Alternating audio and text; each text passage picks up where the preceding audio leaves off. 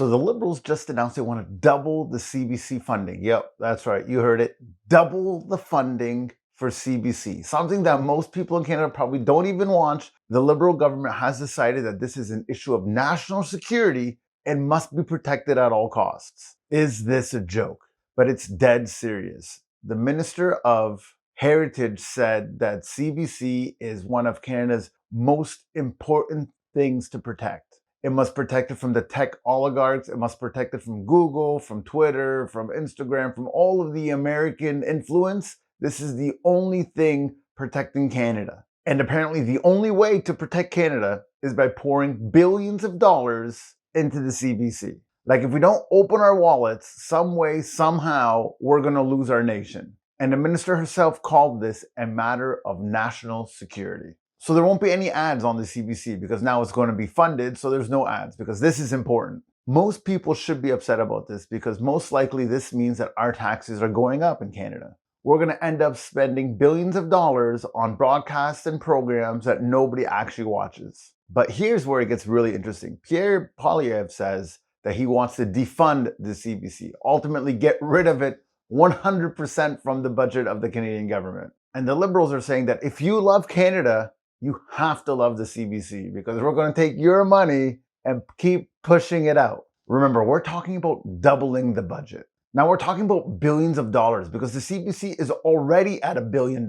So if we're doubling the budget, we're putting more billions into this thing that, like I said, nobody watches. I can't remember the last time I watched the CBC, except maybe for Hockey Night in Canada. But other than that, who's watching this thing? But again, it's all about protecting us from American influence, foreign media, social media, all of this under the guise of misinformation. Where do Americans sit on this? Well, some Americans may think to themselves, well, aren't we good friends with Canada? Why are they so worried about us? But the tech oligarchs in the US right now are playing with the national security issue. That's the claim. Is the CBC truly the last line of defense for Canadian sovereignty? Or is this just the Liberals ramping up a cultural war between the Liberals and the Conservatives? Because let's not forget, St-Onge, the minister, said that she is stepping down very soon. And we already know Trudeau is stepping down and there's a new prime minister coming in. So what's the point of all this? If the Canadian government is so worried about outside influence, then why doesn't it invest in creating its own great social media platform?